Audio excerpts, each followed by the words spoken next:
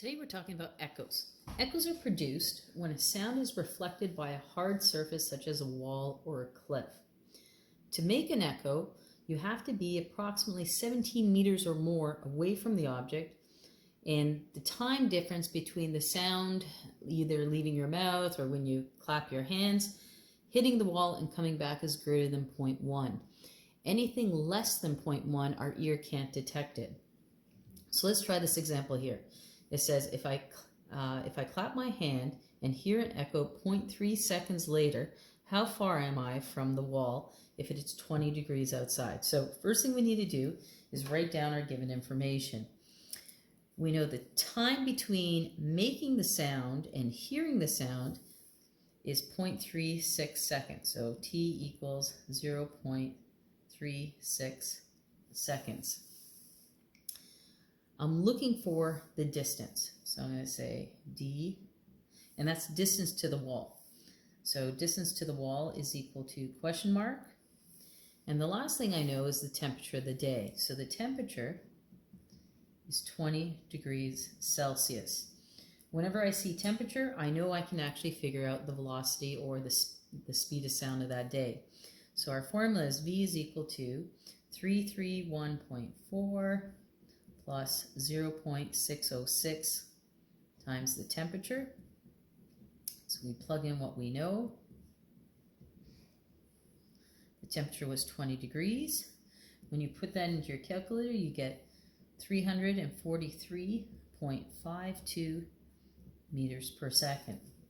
Now, sound is uniform motion, and we only have one formula for uniform motion, so it makes it really, really easy. Our formula is V is equal to D over T. We know the speed of sound that day. We know the time. Let's figure out the distance. So to rearrange the formula, I'm going to multiply both sides by T. T's cancel out.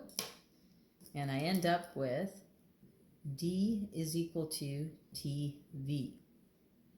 So let's plug those numbers in. My time was 0.36 seconds. My speed was 343.52. When I put that into my calculator, I end up with 123.667 meters. However, that's not distance to the wall. That's going to the wall and back. So if I draw a little picture over here, so if I'm standing over here, this is Murnick standing, and I clap my hands, I'm going to draw my wall. Here's my wall. That sound has traveled from my hands to the wall and back, and that's what I've calculated. So if I want just the distance to the wall, it's half of that, so I need to divide it by 2. So distance to the wall is equal to this total distance divided by 2. So it'll be 123.667 divided by 2. And that gives me 61.8 meters. There was another way we could have done this question.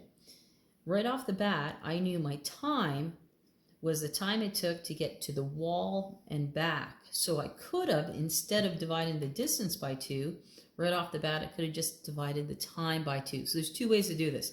Either cut the time in half in the beginning, or just cut the distance in half. But what you have to remember is that we're dealing with going to the wall and back, and that's why the distance was doubled.